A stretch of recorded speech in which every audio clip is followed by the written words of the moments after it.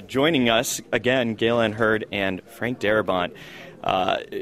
You're bringing a series that is already beloved to life. How much does that change your approach to it? Well, creatively speaking, doesn't really change the approach. We're still taking what is terrific underlying material and bringing it to the screen, opening it out, to taking the dramatic courses that we're taking, etc.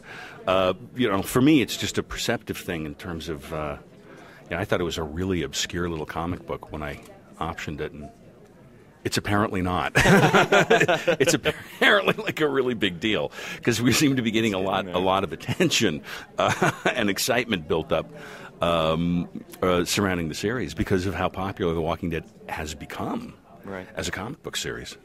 It's a very cool surprise.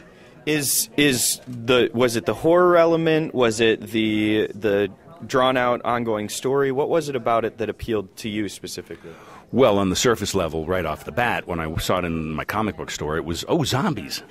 Love zombies. Always have. What really sealed the deal for me, though, was reading that night and realizing, this is a very adult approach to this subject matter. It's intended clearly as an ongoing, long-term story of a group of people told in a very adult way. And that's what got me really turned on enough to inquire into the rights and start pursuing the thing. I mean, if the material that Robert had written was merely facile, I'm sure I would have enjoyed it because there's zombies in it. Yeah. But that it wasn't facile, I could see this as material that wants to dig deep into the psyches of a group of people who are surviving tremendous odds.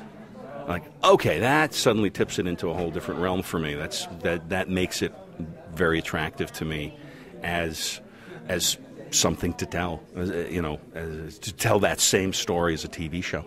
You're both fans of comic books as their own thing and as source material. What is it about comics and the characters that are involved that makes them have this kind of mass appeal to you? Well, you've created a comic book. I have created a comic book, and some of my films have been turned into comic books. Right.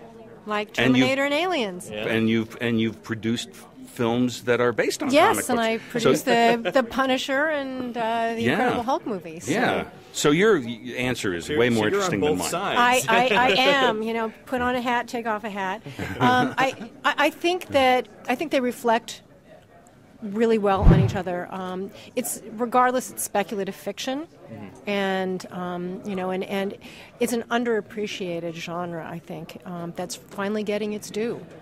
Because they're very interesting characters in extraordinary circumstances, whether they are fantastical circumstances, and the premise of this is indeed a zombie apocalypse, but you get back to the day in, day out survival, and I think that some of the best fiction deals with basic survival, and you're really able to peel away the characters and find out what they're made of, and you can come to find out that human nature can be a lot more dangerous than a zombie. All right. You're just going to smile and nod. Yeah, what she said. Yeah. Is there anything about starting to make this series that surprised you during the development?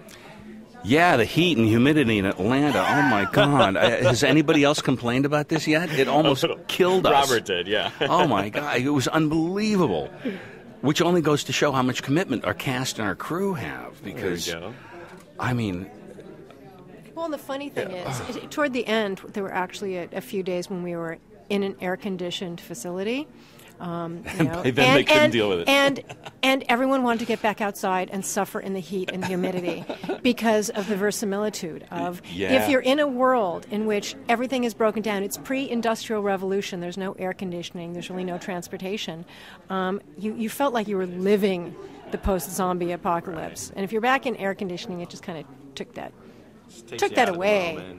Our actors are method, at least to that degree. They wallowed around in the heat and the mud and the bugs and and I really got into it. I think it actually really helped them tell the story, and it really shows on screen too. There's at one point Jeff DeMunn says, "You can't keep digging. It's 100 degrees out there," and it really looks like it's 100 degrees because everyone's just 110. Probably. It was 110. Yeah, exactly.